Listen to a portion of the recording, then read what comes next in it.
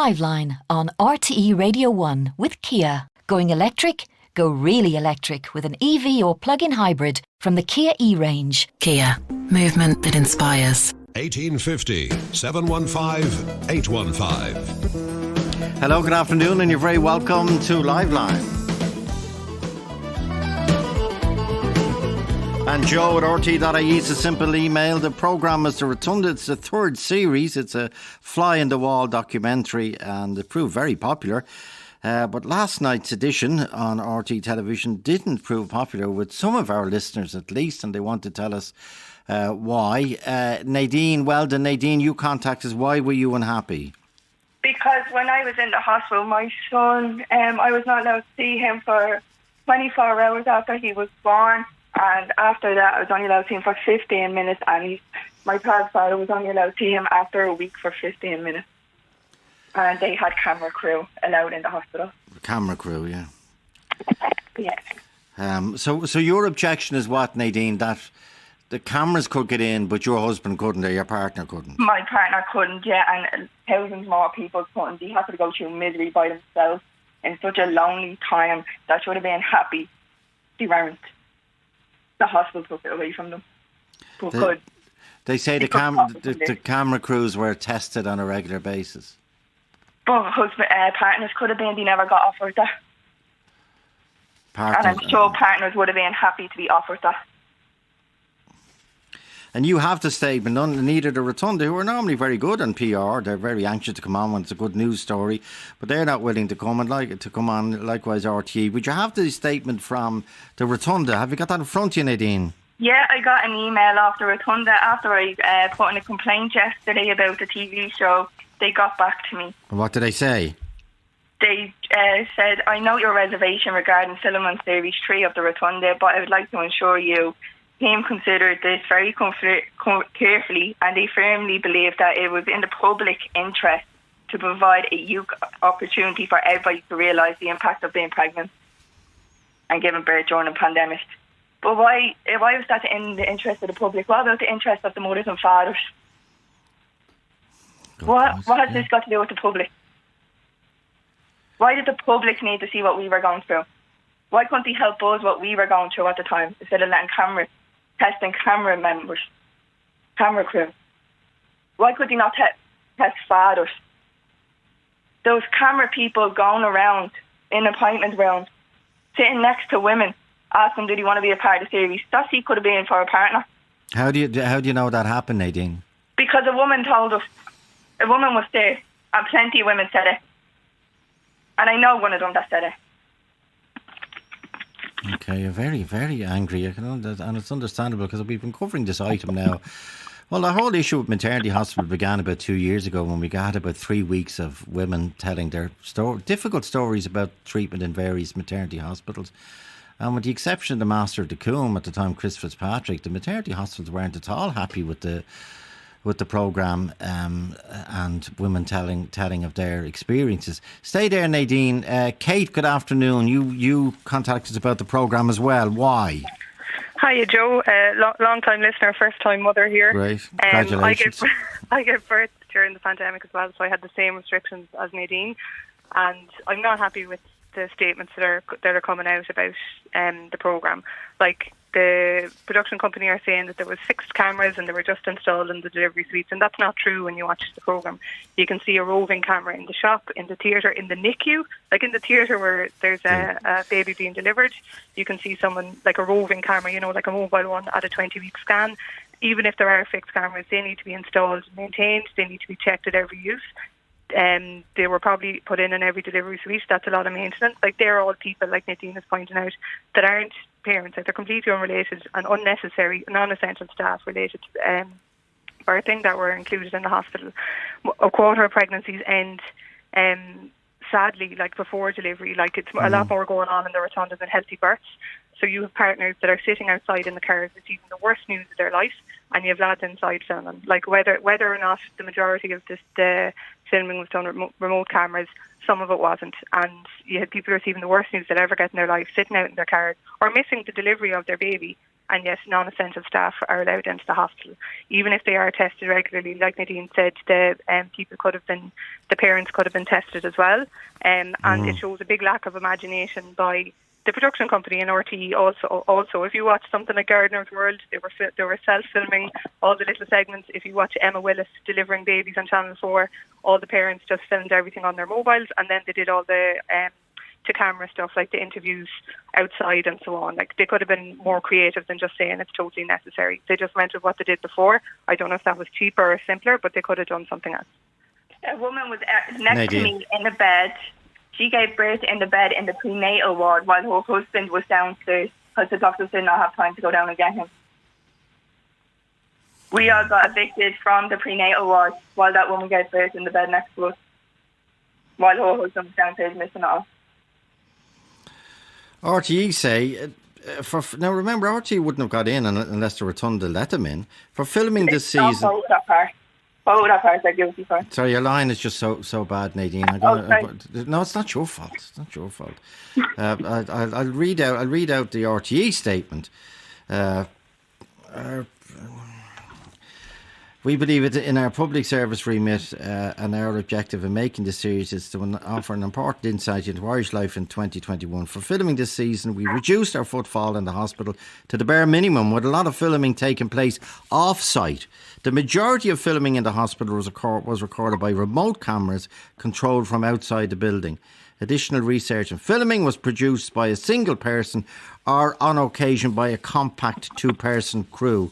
Strict COVID-19 infection prevention and control protocols were followed at all times by the production. Kate, what do you think of that statement from RTE?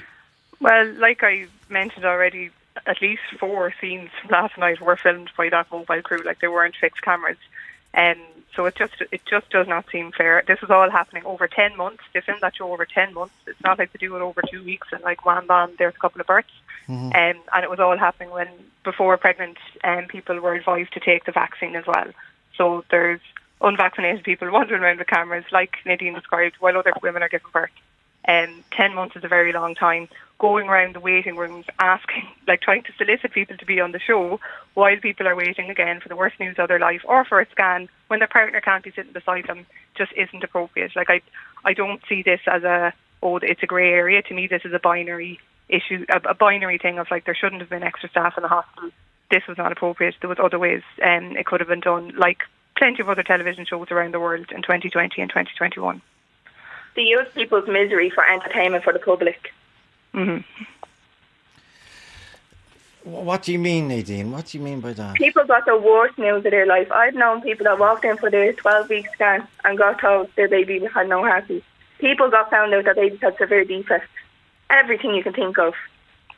And crew members were allowed to walk in and out of them appointment rooms, asking people do they want to partake in that show.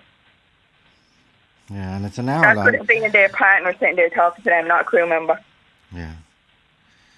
And it's an hour long show. Just telling, it's on RT2, but it's an hour long. It's on at 9:30. It's not a one-stop show which is the best slot of the series. It's a series, yeah. So it wasn't just a one-stop in the hospital. You were there for a few weeks to do a series. And was your access to your baby restricted during the pandemic in the hospital? Yeah, because I had him after 12 o'clock at midnight. Yeah. And the class that had seen him for that day, and I was not allowed to see him for another 24 hours. I had to book an available appointment, so that morning was already booked up for after the 24 hours, so I had to wait longer to book a half an hour appointment to see my child. I got thrown out after the half an hour, because all my time was up, and I asked when was my child's father allowed to see him, and he got told he's not allowed to see him for a week, and after the week it'd be 15 minutes. So your baby's dad didn't see after delivery for 7 days. He was allowed in at delivery, obviously. Yes. So he met me at the lift at the delivery suite. But isn't there some issue? Well, I've heard this from a number of professionals, medics involved with the hospital on RTE programmes, that whatever it is about the Rotunda, that the majority of people who partners or whatever are not vaccinated. They said 60%. But the vaccines weren't out November 2020 when they started. Okay. You're totally on top of it. Yeah, you have up your dates. Yeah. In November 2020, the vaccines weren't out then, so none of the crew was vaccinated. And it isn't the hospital setting the restrictions as well, Joe. It's the government, right? So it's not the government saying, "Oh, well, no, it's not. No. It is a hospital setting the restrictions. Is it? Okay. Oh, well, no, I don't. It's only the hospital management because other hospitals. Because each hospital, and we discovered this again when we did the way women. I don't know whether you remember that. I think it was 3 weeks we were inundated with calls that women had difficult experiences during childbirth in maternity hospitals. Every hospital is different. Every hospital is independent for a start. Like, your partner's not even allowed to go into the shop. That's literally just through the doors to get a drink while he's standing there morning, noon and night. But crew members are allowed in. They're not even allowed to use the toilet. Well, did we ask, I'm told now we don't know if the crew were not vaccinated. Can we ask them where they vaccinated last November? And how, do you think that's the date? Well, we'll ask November 2020 to the June 2020. There was the vaccines didn't come in here till a few days after Christmas. Yeah, so none of them were vaccinated. Well, can we ask RTE where the crew were not vaccinated? We're not accusing anyone of anything. Or maybe they'd say they didn't fill them until January or whatever. No, they returned to put out themselves that started recording November 2020. Okay. But you know, the maternity hospitals, we've learned this before, are a law unto themselves. They make up rules as they go. Well, they say we make up rules in the interests of staff and patients and health and safety. Though we presume all the staff have been double jabbed for a long time now. We're now into September, nearly a year after they started filming, according to you, Nadine. Yeah. But and as I say, I think we got calls on this over a year ago about this 20-week scan not being allowed in, about women going in on their own to be given bad news at the 20-week scan or thereafter, and the partner sitting out in the car having to come out and not just transport that bad news and try and take in that horrific news, but then to sit into a car in busy Parnell Square or busy Merrion Square and break it to your husband that our baby is gone. Anyway, Kate, your final. What did you do? How did you do on the 20-week scan, Kate? We were completely, I was completely alone for the whole thing, just at the timing of my pregnancy. My husband was allowed in when I was in active labour, which is only 6 or 7 hours, and then he was kicked out and could only see the baby for 2 hours a day then. So we were in the coombe. So we had it good, everything went quite well. I'm ringing because I'm sure there's plenty of women listening to this that would like to ring, and it would be too upset because it was very upsetting for people watching the show last night. I was in tears watching this morning. I just thought it was terrible, terribly unfair. I think they should have been more sensitive to what's happening in the world around them and just filmed it outside and let the parents film stuff on their phone. No fault to the Rotunda staff or to the parents involved. It's exciting for the parents. Nothing to do with the Rotunda staff, but it was very tone deaf of RTE, and I think it's a disgrace. Linda Kelly, 51551 is the text number. Linda, you're listening, and I don't know whether you saw the programme or know about the programme, but your point, please. Yeah, no, I did sit down and watch the programme last night because I really couldn't believe that actually this would be allowed to happen. That, an RTE crew would be allowed into a hospital when people were told they had to go through everything on their own. And really, when I sat down to watch it, I was really shocked that they didn't actually address the restrictions at all. I saw the statement yesterday, to say that they were doing this from a public service perspective. And if they'd actually documented what it was like to be pregnant and give birth during COVID, then maybe you could understand it. But they didn't do that at all. And I found it really, really hard because I gave birth last summer. And I had a planned section, and after the operation, and they wanted to move me back to the ward. My husband was told, you go out that door, she's gone up to the ward, and I wasn't allowed to see him again for another 3 days until I was discharged. And he missed all of those first few days with our daughter. And I just couldn't believe that none of that was captured in the show. And that's what actually it's like. You're on your own. I presume there's 6 episodes. Nadine, do you know, they're an hour long, maybe there's only three, and we'll find out as well. But I know, for example, Primetime are constantly around. They're on to us saying, it's the only way we could do it under GDPR. Can we contact some of our callers and ask them would they be willing to phone a researcher in Primetime or whatever, including, I think they did a programme with Long COVID we helped them with in terms of ringing callers and asking them. We do it all the time. So we could have done the same if they'd asked us for the hundreds of women who phoned in about difficulties during the pandemic, and we would have done it using the same GDPR protocols as well. Emma Carroll. Emma.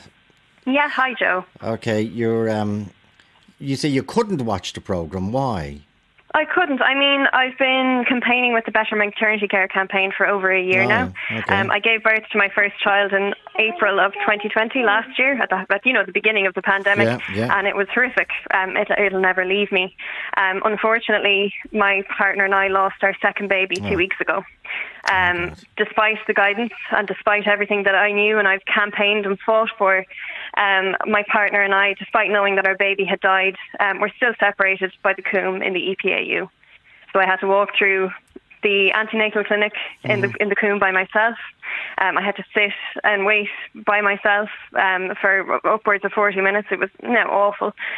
Knowing that our baby had gone, my partner outside desperately wanting to hold my hand and to comfort me, especially after everything we'd been through with my first daughter. Once I got into the consultation, then I had to fight with the doctor nearly to get him to come in. She couldn't see why it was important that he be there. And as it transpired, she hadn't actually read my file, so she didn't know the baby had died. So she's asking me lovely questions about, how I was getting on and my symptoms and all these kinds of things, despite the fact that the baby was gone. So it was hugely distressing. And this was before my partner had arrived in. So I was faced with all these questions alone. So it really was horrific. So to come back to the programme, what do you think of what Nadine and Kate and Linda are saying? I mean, I fully agree. It's utterly tone deaf and insensitive. I mean, the Rotunda have made a big deal about, we're the best in terms of our restrictions and we know exactly what we need to do to keep women and babies safe. And yes, they're talking out one side of their mouth and saying that, and on the other hand, they're freely allowing film crews and producers in. And it's utterly tone deaf. I mean, the programme itself is important in the sense that it is important that we hear these stories and we see people's experiences. But I mean, it has to be an accurate reflection of what's happening at the minute, and it doesn't seem to have been that at all. I mean, as I say, I couldn't physically face watching it. I felt sick at the thought of having to relive any ounce of what I had been through. But my co-campaigner there, Linda Kelly, she was keeping us abreast of what was going on in the programme and letting us know. And what was the feeling in the campaign, Emma? In your WhatsApp group or whatever about it? Immense disappointment. I mean, we have been campaigning, and every single campaigner, there's only a tiny group of us, we've all been affected by these maternity restrictions. We know how damaging they are. We have spoken to thousands and thousands of people between us who have gone through the most harrowing experiences. Like I run the page called In Our Shoes COVID Pregnancy on Instagram and Facebook, and people only need to flick through the first couple of stories there to see the horrors that people are going through. And I suppose we all feel it as campaigners so deeply, the pain that is being caused to people, and we just want more than anything for that to stop. I woke up with a pit in my stomach this morning, like a bigger pit than I've ever had over the course of this campaign, and it was purely because I was worried for people. Like, I've had people coming to me desperately this morning looking for support, looking for contact for support groups. They're spiralling after being through the system last year and this year, and now they feel like they have to relive it all again because this is being thrown at them on the TV, and it's just... I just want to give everyone a hug that's been affected, and I don't apologise on behalf of a hospital system that prioritises whatever revenue they're getting or whatever entertainment they're getting out of putting people on TV. I don't want to apologise on behalf of the people that are making the decisions about these restrictions, but honestly, I am so sorry to anybody that has had to go through this and has to go through the horror that is the restrictions. And just know that you're not alone. Please know that. Can we find out from RT? Is it 3 episodes or men? Can we find out these basic questions? Where the crew vaccinated? How many more? Are you saying that RT should not broadcast the next 2 episodes? The remaining episodes until we find out how many there are. I think it's not difficult to read the room. As I say, these restrictions have had far-reaching implications. You know, the Psychological Society of Ireland has spoken out against them. The Midwives Association of Ireland have spoken out against them and spoken about the harm being caused not only to patients but to staff. I just think it's utterly tone deaf. And it's just causing more harm than good. I mean, you only need to search the hashtag The Rotunda on Twitter to see, you know, to read the room. It's very obvious that this is causing a lot of hurt. It's not even anger. It's such a deep hurt. It's salt in the wounds of people. Like, I mean, 60,000 people a year give birth. Yeah. And tens of thousands of people have been affected by these restrictions. And while I'm delighted, I might add, for the families on the show, and I'm delighted that they have a platform to share their story, it's really ignoring, you know, the impact of these restrictions. So, yeah, I think it's tone deaf. And am I right in saying that hospitals can basically decide themselves what the visiting arrangements are? Yep, that's absolutely the case. And is it different between different hospitals? It is, isn't it? Yes, a significant difference. So if you look to, for example, the Seilja Group, which kind of are in the west of the country, so Galway, Mayo areas, they're very lenient. They're practically pre-pandemic, not fully, but they're able to do it. What hospitals are we talking about there, Emma? So Galway University Hospital. Okay, the maternity unit there. They have maternity units. Yes. Okay. But even if you compare Dublin, for example, so the Rotunda still have very harsh restrictions in place, and they've come out with their, I don't want to say PR tropes over the last couple of weeks, justifying them. And 2 kilometres across the Liffey, the National Maternity Hospital have also pretty much gone back to pre-pandemic access for partners. So if they can do it with similar infrastructural issues as the Rotunda, you know, they're similar ages, similar staff profiles. The buildings, you mean? Exactly, 2 kilometres across the Liffey, you know, you can have much more support from your partner than you would in the Rotunda. So the Hollis Street are much, sorry, I know it's not fully, you proper use the word, but are more are less strict than the Rotunda. Yes, absolutely. And the other thing about the National Maternity Hospital as well is we haven't heard from the master or senior management then coming out and defending the restrictions and blaming partners for not being vaccinated or blaming women for not being vaccinated, and, you know, putting the blame on the service users as opposed to the hospital for not implementing the right procedures to facilitate partners. The National Maternity Hospital haven't done that. They haven't insulted and caused more pain to their patients by doing that, and that's exactly what the Rotunda have done. We're told 6 episodes, that's 6 hours of the Rotunda will be broadcast. So can Scratch Films, who made it, can they come on and tell us, give us maybe they say we're going to deal with maybe they've taken callers from Liveline, I don't know, I wouldn't be on top of everything that happens here, all the requests. Maybe they are going to deal with the whole issue of partners, but it's not visits we're talking about, it's necessary accompaniments. Exactly, and to be honest, it's not visits with a bottle of Lucozade, a box of milk tray, and a bunch of grapes. It's not a band coming in with some balloons there. It's essential support for women who are on understaffed wards. I mean, my heart goes out to every single midwife and staff member in maternity units across the country, because they are working in extremely difficult pandemic conditions, firstly, but also highly underfunded units. I mean, the infrastructure isn't there, and neither is the staffing level. So, and it's women who are suffering as well, and because of it. I mean, I know I had zero help postnatally on the ward. None. Like, you give birth and you're expected to look after a newborn, no matter what condition you're in. And you could be after major surgery. I thank my lucky stars that I was not, but I'm still very weak. And I mean, that's where a partner comes in. Like, they are essential support. So it just beggars belief. I mean, it's not serving anybody. And I mean, there is an argument that I've heard people say that, you know, by keeping restrictions, that units are somehow protecting their patients. But to that I would say they're not keeping partners out, and therefore they're not keeping COVID out. They're letting partners in at arbitrary time points, such as how far dilated a woman is in labour, or, you know, at certain times during the day for visiting, that, you know, it could be an hour, it could be 2 hours, and that's well beyond being a close contact for COVID. And then they're kicking them out again. So they're just depriving people of support. You know, they're leaving partners. You know, I can't imagine. It was bad for me going through it, but I can't imagine being in my partner's shoes when I was giving birth last year and he had to walk out of a hospital after we had complications after handing my baby over to me, and I was a shade warmer than death.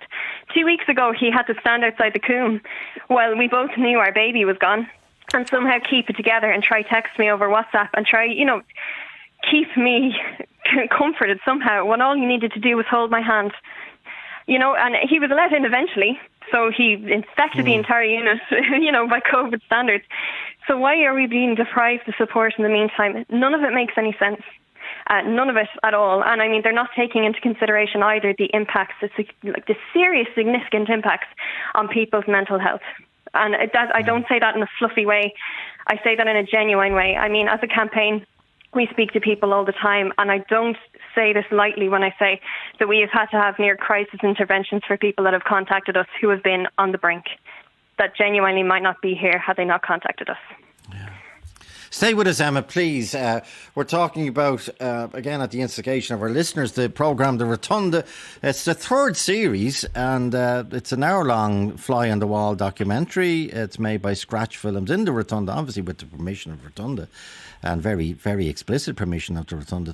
But RTE say all COVID protocols were adhered to, and they reduced the footfall of staff to an absolute minimum and used a lot of remote cameras. But still, people are, that's let people hear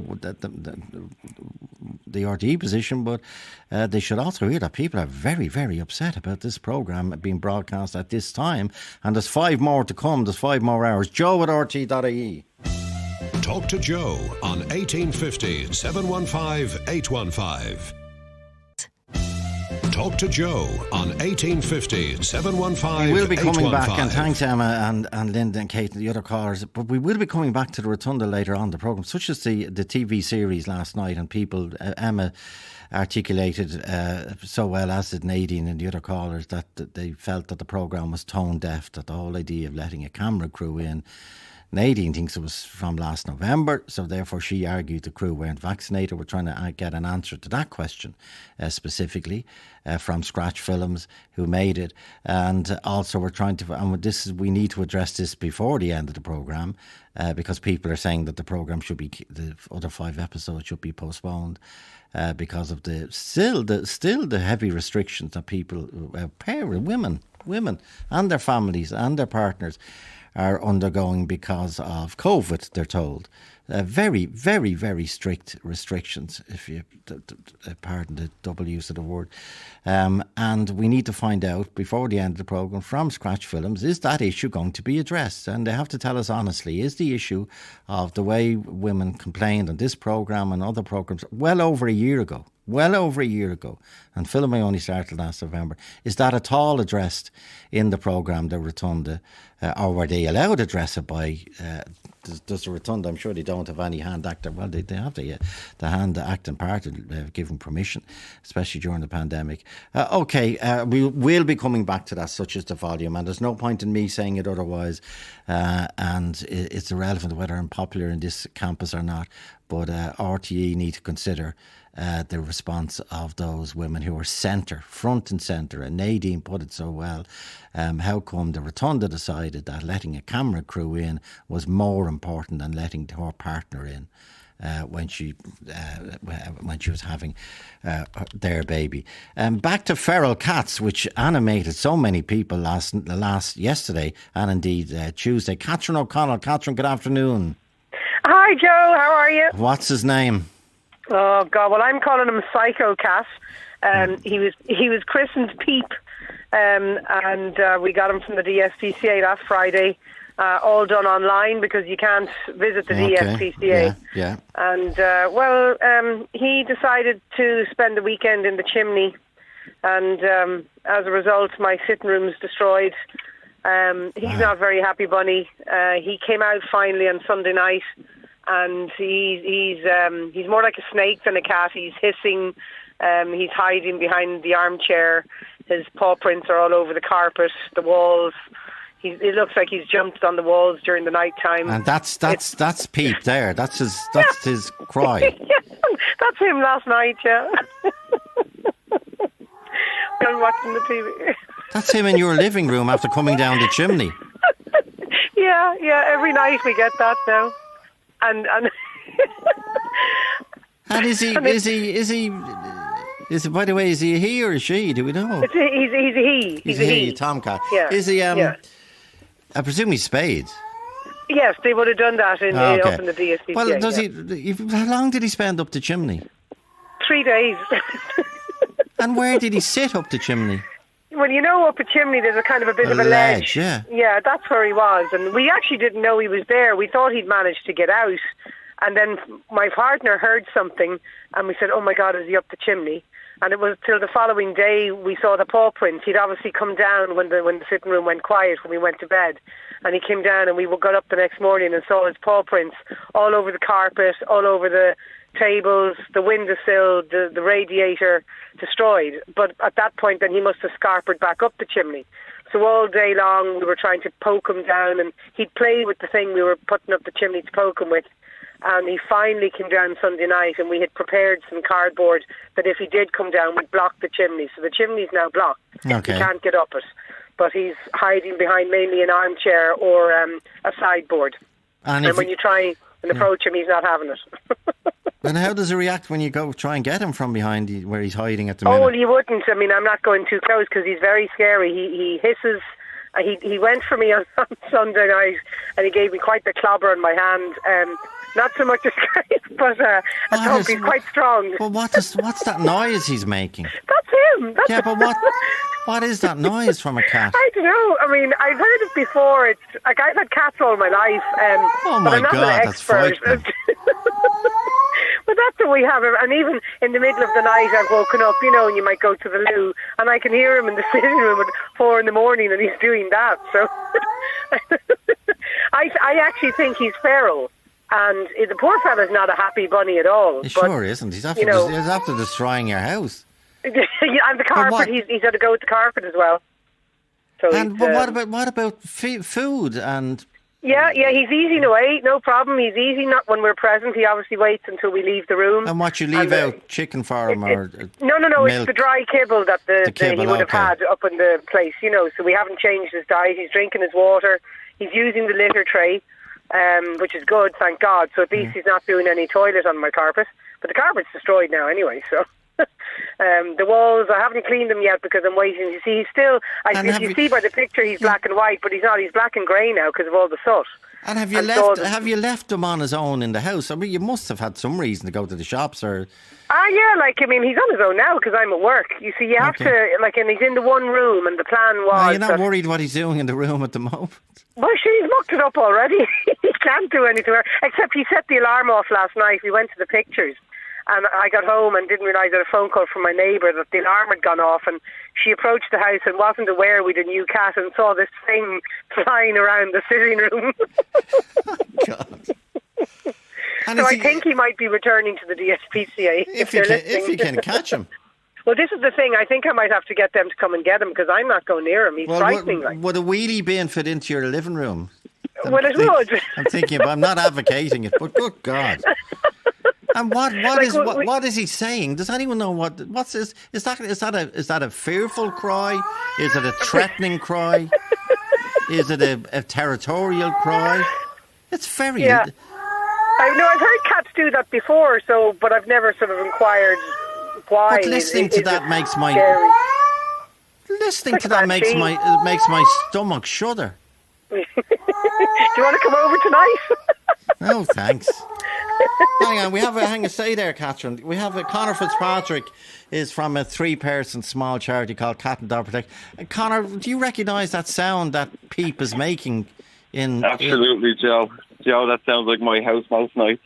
No, that sounds like quite a distressed cat. Good God.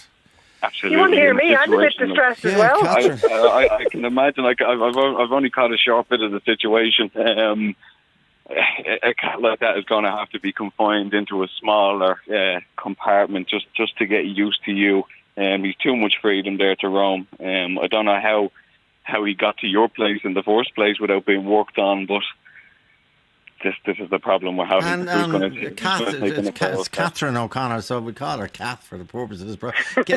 Conor, Cat ran up the chimney.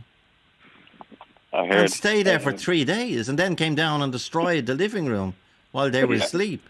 Is that normal? Whatever plan was, it's certainly not. I mean, you have to start with a plan. This is a cat more than likely that's coming from the street. All they know is that feral lifestyle. So to be just left free into your house, it's bad news. And do you think he was going up the chimney to try and get out? More than likely just to hide. He probably knows that no one can get near him. He waits till everyone goes asleep in the evening and comes out then to play. Kath, has he gone for you? Yeah, he did. He had a go with me there, and was it Sunday night? But I mean, as a result, we've tried to approach him and all the cutie things, but he's hissing, so you wouldn't want to, and he's quite strong. And what's the hissing, Connor? Hissing is to stay away from me. I feel threatened. And what's that awful cry? The stomach-curdling cry. It's absolute distress. Animal is very stressed. And would a cat attack you? Absolutely. Territorial, yeah. I'd say he obviously hasn't been worked on. There needs to be systems in place of a fostering program. And what do you say? But that's what I am. I'm the foster. Okay. Okay. Well, you're the foster, but Peep's an imposter at this stage. You didn't get what you're looking for. He's psycho cat. Totally. So, Connor, what should Catherine do? Well, Catherine, if you're saying that you got this cat through the DSPCA, I would absolutely get in touch with them. It's similar to what we would do. Now, our foster, our program, we're big on actually confining the cat in a large dog crate. Just letting them get used to the fact that you're with them. Mm-hmm. You have to be consistent with going to them, feed them. No harm for a cat to be a little hungry when you're going at him with food. He kind of starts understanding that. Mm-hmm. So you're saying Catherine should have got a cage? Absolutely. And put him in the cage in the living room or whatever for a few weeks. And I know, and it's not something we love to do, but for you to change this cat's brain, that's what's got to happen. Do you like cats, Connor? I love them. I've no kids, Joe. It's all animals in my world. Well, but you know the whole thing, are you a cat man or a dog man? Both. Absolutely both, and I'm trying to prove that everywhere I go. People tell me they're animal lovers, but they hate cats, Joe. It just makes no sense to me. Yeah, okay. So what do you do with feral cats? Well, basically, we get the call. We're trying to become the driving force of trap, neuter, return. Unfortunately, we've such a huge number of ferals across the country now that there's nowhere that can take them. You have Catherine there that's putting herself in a disastrous situation. That's what happens when you're taking an adult feral into your house. So basically, we go and we provide a trapping service. We bring them to public vets. We get the cats neutered, get them treated, any injuries sorted and looked after, antibiotics, and then they're generally returned to that area. Providing, there's a food source and some shelter there for them. It's just a breeding process, Joe. It's the power of numbers. It's 3 litters a year. It's 4, 5, 6 kittens, and then in 5 months' time, sure, everyone's jumping on everyone. It's first time every time with them. So one cat could have 15, 16 kittens in a year? Oh, more, Joe. Yeah, absolutely. I personally, this week has actually been our biggest week ever. I've trapped 43 adult cats, and we've taken 12 newborn kittens from South Dublin. It's non-stop. Can I swap you the psycho for the kitten? But that's why, Connor, this is completely taken off in terms of our calls. That so many people are now encountering feral cats for some reason. Why is that? It's just people. There's so many people out there that will put a bowl of food out for a cat without actually realising what's happening in the background. Like I said, the 3 litters they're non-stop from January to December. Like I said, it's the power of numbers. Okay, stay there. Hey, Joe at RT.ie, we're talking about feral cats, and Catherine. Catherine has a cat in her house. She got him on Friday. He promptly disappeared up the chimney and stayed there for 3 days. Then he came. He was coming down at night time, covered in soot, obviously, and wrecking the house. The room he was confined to. Then he'd run back up if any human came into the room. Now he came down the chimney, so they blocked up the chimney in a pincer movement, and then he's now in behind the armchair, and this is in the room, and this is the sound he's making when Catherine approaches. Sweet Jehovah. Adrian. Hi Joe, how are you? What is this cat saying? Well, stay back. In my experience, it's a very similar sound I just texted in after hearing the story because it's quite similar to my own experience. What happened? Well, a bit, I suppose, similar to Catherine's. I fed a feral cat, and I didn't adopt it now, but I was feeding it over a brief time, and I suppose I got quite attached to it. I gave it a name, Snufflepuss. Snufflepuss, yeah. And it was okay when I just feed it out in the back garden, but eventually when I let it into the house, and that's it when it became distressed, and a similar story to Catherine's, it went up the chimney as well, actually. So and the same sounds, but it did. It was cornered in the sitting room, and it did kind of I suppose not attacked, but it did go for my partner at the time. So it's just a similar story, yeah. We eventually got it trapped and brought it to the DSPCA. Jesus, is it the cat that I have then? You might have got him. And what age is your cat? I think he's between 7 months and a year. I see, I've forgotten because the ad's gone down because I fostered him. But they did say in the initial ad that he had been rehomed once before and it didn't work out. So I wonder, was that the reason? Yeah, well, this is the thing, you know. He had been. If I'd known he was feral, I wouldn't have taken him, you know. Yeah. I'd like people to. Is it okay if we post that photograph of Pete coming out of the chimney? Yeah, the before and after, because he looks lovely before. Are we breaking any GDPR? He looks like one of the hyenas from The Lion King now. You're lucky it wasn't Christmas you stuck up the chimney, or Santa might have got a surprise. Yeah, so you think that sound is just distress? Well, it's very similar to the sound I would have had. Now, this is 18 months ago, I suppose, and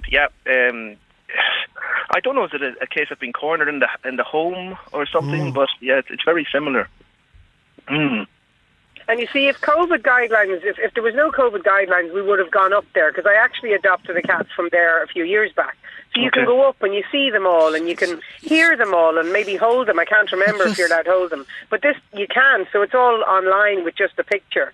And if I'd heard him like that and seen that he wouldn't have liked to be near me, I probably would have said, no thanks. You know? So I've just tweet the photograph at RT Liveline or at Joe Liveline, and people have a look. There's Peep on the left. Looks like he looks like he's off a can of cat food. He's so gentle. Butter wouldn't melt. Yeah, butter wouldn't melt. And then this photograph beside is this cat from hell. And then we send a. Can I post a photo? We checked under GDPR law, and we can't post photographs of people. But can we post a photograph of your living room, Catherine? Oh yeah, sure. Yeah, there's all the little toys and stuff around, and his dish, and there you see the paw prints beside. And then behind the couch, that's where the big amount of stuff is. How are you going to clean that house? Well, I haven't. The couch stain has stayed, because then I got a new couch on Sunday morning, and I had to cover it all up, so the sitting room looks like a mess, because I'm afraid he's going to destroy the new couch. Okay. Stay with us. Joe at RT.ie. Talk to Joe on 1850 715 815. Talk to Joe on 1850 715 815. And Joe at RT.ie. Catherine O'Connell has contacted us about her cat, beautiful cat. I say the photograph her up on her RT Liveline or at Joe Liveline, that arrived in her house from Cat Paradise. He looked absolutely gorgeous last Friday, but then he promptly shot up the chimney and shot down the chimney. This is not Mrs. Slocum's pussy from Are You Being Served? This is a very, very psycho cat at this stage. It's not funny. I'm laughing, but it's not funny. No, I tell you, my tummy goes when I hear that awful sound. Patricia McDowell is in Drogheda. Patricia, Joe at RT.ie. You've loads of feral cats. Tell us. I do, Joe. Yeah, I've loads. I feel Catherine's pain. I really do. And how many feral cats do you have living around you? Well, I prefer not to say, Joe. It's kind of embarrassing. They're all neutered. They're all really well looked after. Oh, are they? Well done, yeah. Yeah, so I captured them and stuff. Like, they're mixed stories. But with Catherine, just going back to Catherine, Joe, what I would do with that cat is she can either contact the people that she got the cat off, because that cat is distressed. Jesus, Joe, anybody, you just totally distressed. Or she can give them a go, give them a chance. You know, they will turn. Like, if it's in them to turn, they will turn. But have you seen the photograph of him before and after? No, I'd be afraid to look It's like the Exorcist. Oh, Catherine, call him Slushy. No, I had one of those before. He got knocked down by a car. Call him Sweep. But no, Catherine, or what I would do, Catherine, with him is just give him time. Give him a few weeks. Loads of time. Yes. Yeah, I know. I had a cat and Joe, it went on for a month.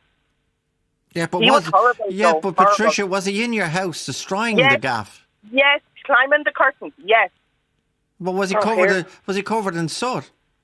No, Joe, because we blocked the chimney. Look at where old hands I had now. You're well at But you see, the problem is, I mean, I'll probably be lighting the chimney fairly soon. So if he's going to go up again, he probably won't go up again, Catherine. Don't light the chimney because it's over, maybe. And do you think? Well, you know the idea that who had earlier on, Ger, was it? He's saying put the cat in a cage for a few weeks. Yeah. What do you think of that, Patricia? Yeah, we get both the run of the living room, and we just left them at us. Like, we sat in, watch TV. We didn't go near him. We didn't try to play with him, pick him up. It went on for a month, and eventually one evening I was sitting on the sofa, and he popped up beside me, scratched his head, and he went away then for another 3 weeks.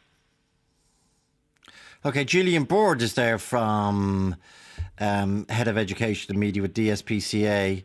Gillian, what should Catherine do with Peep, the psycho cat? Obviously, she needs to get back in touch with the fostering department. But I have to say, I have a psycho cat, very similar to that. That noise that I hear is what I hear every night in my house, because my how could you live with that? I'll tell you what story is, right? Every night, my cat, who's a gorgeous little 1.5-year-old tabby, well, he's not tiny, he basically carries around this soft toy fish, and he will carry it up and down the stairs and around the place, making that noise. Mm-hmm. And what a lot of people don't understand is cats vocalize for who's around them. So it's one of these myths that cats actually don't meow to other cats. They only meow to humans. They learn to find out what vocalization us humans recognize. And it could be a simple situation that she's giving him attention for him making that noise. Now, what's Peep saying to Catherine? Which? What's he saying? I don't know. I don't know. That will very much depend, but it could be anything. And with any cat, the best thing you can do is they're not like a dog. They don't like people fawning over them with attention. What they like is they like to be ignored, and they like to come to people in your own time. Mm-hmm. And we're always joking and saying, if you don't like cats and you're going into somebody's house, the best thing you can do is run up to the cat going, here, kitty, kitty, kitty, because the cat will turn around and say, I'm not having anything to do with you. And if you're a cat, if you don't like cats, that's a great way of not having the cat come to you. But if you ignore the cat and go and sit quietly down in a chair in the living room and read a book, chances are the cat's going to come over and he'll be curious and he'll want to talk to you. But we always do say it's all about giving cats a bit of time. Every cat has a different personality. We don't always know the story of where our cat has come from. But if she seriously is having problems, then absolutely contact the adoption team in the DSPCA, because this is why at the moment we are doing a fostering program where the people take the animals, foster them for a few weeks to check that it's a good match. And if it's not a good match, then they can be brought back. But you shouldn't expect a cat to fit into your home instantly. It can take weeks, it can take months. But the best thing to do is to give him a bit of space, and also to, be in the room with him, but don't be making a big fuss over him. Just sit there quietly, and if he comes to you, you pet him. So, can I say, sorry, he's a young cat, isn't he, Joe? He's a what? He's a youngish cat, yeah, from what I heard, yeah. I don't know which cat he is. There's hope for him, there is hope for him. Well, he wouldn't have been released as a feral cat. Is there hope for the other cat, Catherine O'Connell? No, for me. No, that's it. No, that's over for her, bless her. No, but Joe, give her... Poor Catherine. If she's stuck, you can just give the cat to me. Okay. That's exactly it. And Gillian, I asked Connor earlier on from that incredible charity that he runs, the Cats and Dogs Society. He neuters them. He's captured 47 feral cats. He said it's out of control. He's never seen it as populous as it is at the moment. That's it. Well, see, this is the breeding season for cats. Oh, is it? And what happened last year, and it was actually a fantastic year for the cat population last year because of COVID, because the schools were closed, the restaurants were closed, the pubs were closed, people were in their back gardens, people weren't feeding the feral cats, which meant that the population didn't increase because of excess food and overbreeding. So now this year we've got everybody back again, feeding. Cats weren't necessarily neutered last year. So we're seeing an explosion of the cat population generally. And this is the time. This is the end of the breeding season, so it's got a bit out of hand this year. Well, we're the same. We're neutering around. We've got a number of campaigns up in the DSPCA at the moment. I think we're neutering something like 15 cats today, most of which are feral. So it's a process that needs to be done. And Gillian, what do you think? What do you think about the argument that cats kill so much wildlife that they do become a threat to the circle of life if there's too many of them? That's a bit like a generalisation in saying that humans kill too many wildlife as well. Not every cat hunts. Some cats will hunt excessively, but not every cat will hunt. Well, but every cat eats. What do they eat? They eat what we feed them, what humans feed them. And the majority of the cats out there, and this is something that people forget, the reason we have so many unwanted cats out there is because of human intervention. Humans have not neutered them, and humans have been overfeeding them. And it's a simple situation that if you're going to feed a feral cat coming into your garden, you've got to take responsibility. You've got to neuter it so it's not going to start producing more and more kittens. It's really important. And at the end of the day, if everybody who had a pet cat got it neutered, then there wouldn't be kittens, there wouldn't be unwanted kittens, they wouldn't be living under people's sheds, they wouldn't be producing all these feral cats, and we wouldn't have the problem. And Gillian, what do you think of, when I asked Connor earlier on, are you a cat or a dog person? He said an animal lover can't love dogs and not love cats. Is that true? Oh, I don't know. There are a lot of people who are unsure of cats, and I kind of always think, well, if you're not sure whether you like cats, then you've probably never really spent time with a cat. Cats, every single cat has a different personality, so you can't turn around and say, oh, I don't like cats. It's a bit like saying I don't like people. Every single cat has a different personality. You'll never own two cats that have the same personality. And Gillian, do you have pets in your house? I do. I have a dog. I have two cats currently. My older cat there died there last year, and he was 22 years of age. And he was born as a feral, but he lived his life as a wonderful pet cat. He was so affectionate. And I have to say, my tabby, who makes that strange, horrific noise, he wasn't born as a feral. He was born as a friendly cat, but he's a bit nuts now at times. So and does Gillian board? But does Gillian board? We always talk about nominative determinism in this program, in our weekly philosophy slot. But does Gillian board? Do you have any boards? I don't, but I do keep giant African land snails, and I have I'm currently fostering a pygmy African hedgehog, and he gets on quite well with the cats. And my lurcher, my greyhound cross, gets bullied by the cats. So yeah, I have plenty of animals. And what was the other animal you said you had? A great African... The African pygmy hedgehog. He's a little white hedgehog. And before we're fostering him. And before that's... giant African land snails. I have them for my education program. They're the giant African snails. They're about the size of your coffee cup. I'll bring one into studio sometime and show you. They're fantastic pets. And does he leave a slinky trail when he... He does, and it's really nice, soft to your hands. It's great. They're not good with hand sanitizers though at the moment, so they're not great for handling at the moment. Definitely. Cats definitely are good, but they're different personalities. So people just have to understand back to Catherine. Thanks, Gillian. That's Gillian Bird, DSPCA, and all the great work you do. Do I see that? Is he digging up the carpet? He's done it in a corner of that. Luckily, it's an area not too visible. It's under the radiator, so I don't know why. And why is he doing that? I have no idea. Because I wouldn't mind, actually, there's a scratcher, because we have another cat, and there's a scratcher just beside it. So why he didn't go for the scratcher? Because he's actually been, I didn't send you all the pictures, but in the scratcher's got a little hideout underneath, and he's been in there. Yeah. So why he didn't use the scratcher, but I just noticed the carpet now, he's had to go to the corner. You be careful, he might end up in the scratcher, which you wake up some morning to this sound in your ear, and it won't be your alarm. Okay. Catatonic catastrophe. Think. Catastrophe. Okay. Anyway, we'll see how we go. I don't know if I'm going to keep them beyond Monday, but I know what they've said. Maybe try a bit longer. I don't know. We'll see. We'll see what happens. Because I'm afraid to even open the window in our sitting room. So the sitting room's kind of stuffy now. It's got the. Well, if you open the living room, he'll run, won't he? Well, that's the problem. So we have to keep it all closed and the litter tray, and we might have to change rooms. Okay, Catherine. That's Catherine O'Connell. Thanks indeed. Thanks indeed. Bye. Talk to Joe on 1850 715 815.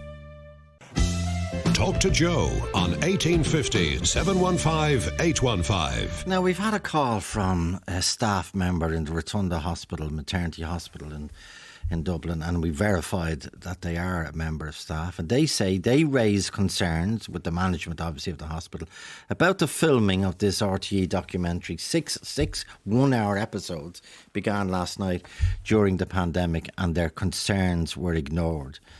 We verified the identity of the caller, and we've asked the Rotunda for a response. Yvonne, good afternoon. Hi, Joe. How are you? Did you see the programme? I actually didn't watch it, Joe. I'm kind of like one of your other callers there. I actually just couldn't bring myself to watch it. It was just too much given everything that I went through. I had my gorgeous little girl in January, and it was a pretty awful experience, Joe, from, a pretty traumatising experience. I mean, the staff in the Rotunda are just unbelievable. Like the most amazing consultants, the midwives are angels for the most part, not all, unfortunately, like any job. There's always one or two, but I couldn't have done it without a couple of absolute angels. But it was a really, really, really awful thing that I'm not over in the slightest, to be honest. I'm sorry to hear that. Yeah, and so there's absolutely no way I could have watched it. But I suppose the reason why I rang, because the women you've already had on were amazing and so articulate and kind of gave everything I needed to say. But I suppose one thing I just wanted to add in terms of the programme was that I really also feel that it was about the way the Rotunda handled the fact that they were doing this series again, because I was going into my appointments and by myself, obviously, very nervous, first-time mother, lots of different things kind of going through your head. And the advertisement for "Do you want to take part" was all over their hospitals. There was like pamphlets. Oh, was it? Okay, I didn't know that. Like flyers, in the waiting room, and it was very like, "Hey, like be on this series," and there was no like, this kind of thing that the Rotunda, the producers and stuff are saying that it's public service, but and it's about the difficulties of this time. There was no acknowledgement of that in the way it was advertised. There was nothing on the leaflet saying, look, there was absolutely a way to do this. And I did say to your researcher there, I work in the media and I understand, I could see where there would be a real place for this series, actually. I can really see how they could have done this and made it something really good for what's happening to women, and actually given us a voice and given the partner restrictions a bit of attention. It doesn't sound like they did that, and certainly the way they approached making the show from a person who was going through the process didn't seem to do that. And I know the Rotunda social media, when they first advertised that they were doing the show, they had to basically correct what they put out because it was so, again, it was just sort of this positive, be part of this series again, but no acknowledgement of, in these really difficult times, we want to tell your stories. Do you know what I'm saying, Joe? Like, I just think there's a way to do this, and they really didn't do that, and it was a missed opportunity. If they feel they had to do this series again for whatever reason, and they're commissioned to do it, I just think the responsibility should have been there to really reflect what's going on. So what do you, 6 hours of television is a lot. It's very substantial. It's incredibly substantial. It's a lot of filming.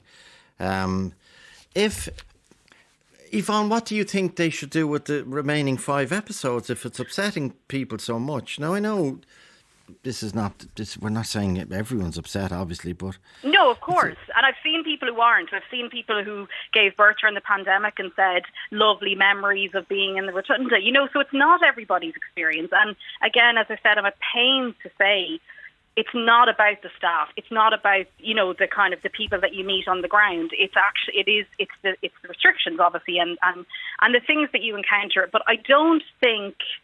Sorry, your question was what should I do with the rest of the series? Yes. To be honest, like I'd be going back into that edit suite and seeing what they have in terms of actually showing what it was like to give birth during a pandemic, because that's what the series should have been about the difficulties and maybe some of the joy as well. And, you know, maybe I shouldn't have called without actually watching the episode, but as someone said on your show earlier, like, you can just see from the reaction that it didn't cover the realities of what giving birth meant. And I can imagine, Joe, that they didn't do that because it's a light-hearted, fun series for the most part. I know they deal with some really tragic stories too as they balance out, you know, and I respect that, but I'm just saying that I would say that the reality of how tough and how traumatizing it is for a lot of women to give birth during the pandemic, that probably wasn't what they wanted for their content.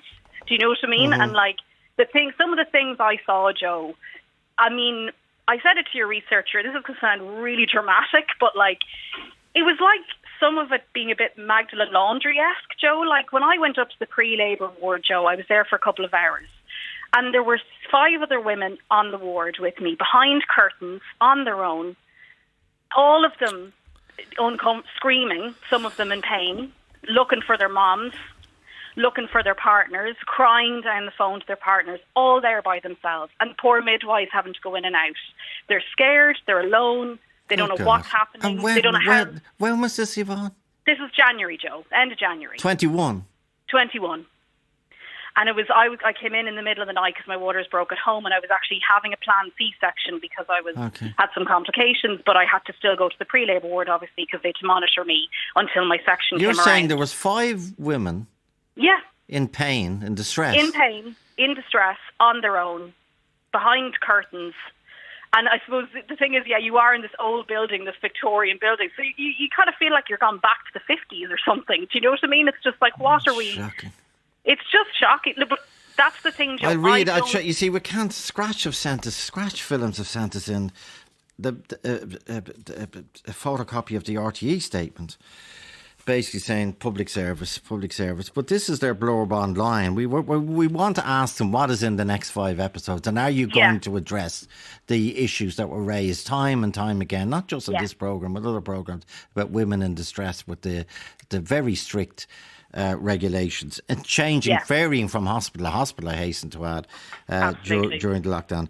The award-winning series The Rotunda returns to RT2 this autumn with 6 new episodes charting the highs and lows of pregnancy and childbirth, the world's longest-running maternity hospital. Filmed during the most challenging time in living memory, this series follows 20 birth stories as parents-to-be and staff manage the reality of childbirth in 21.